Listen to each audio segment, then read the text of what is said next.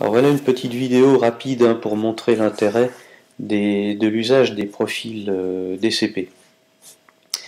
Ça fonctionne exactement de la même manière dans Lightroom et dans Camera Raw bien sûr.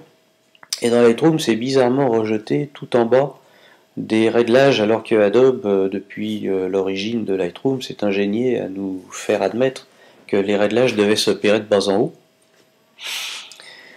Il nous a relégué celui-là qui est probablement l'un des plus importants tout en bas, peut-être parce qu'il ne savait pas trop où le mettre. En tout état de cause,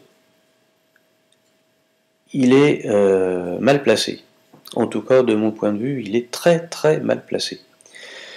L'image qui nous sert d'exemple, c'est une image faite avec un Leica S2.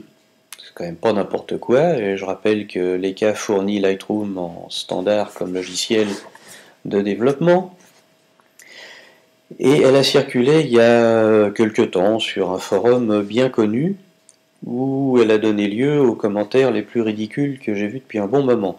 L'essentiel des commentaires étant de dire que non, tout va bien, il n'y a pas de problème. L'auteur se plaignait, bien sûr, que la luminosité et les saturations étaient trop excessives. Commentaire disant non, tout va bien, il suffit de faire moins un IL, puis hop, ça ira mieux. Comme si c'était la même chose de dire que tout va bien et qu'ensuite il faut faire moins un IL pour que ça aille mieux. Bon, c'est un autre débat.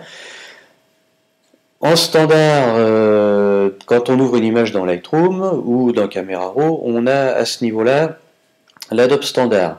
Les DNG Leica permettent en plus d'avoir le profil incorporé.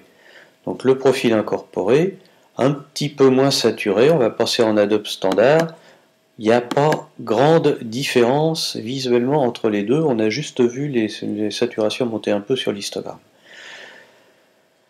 Ça prend du temps à corriger, et un bon profil, quand on l'applique, ça prend un quart de seconde, et hop, tout va beaucoup mieux. Et l'image devient beaucoup plus naturelle, beaucoup plus normale. Tous les défauts ont disparu.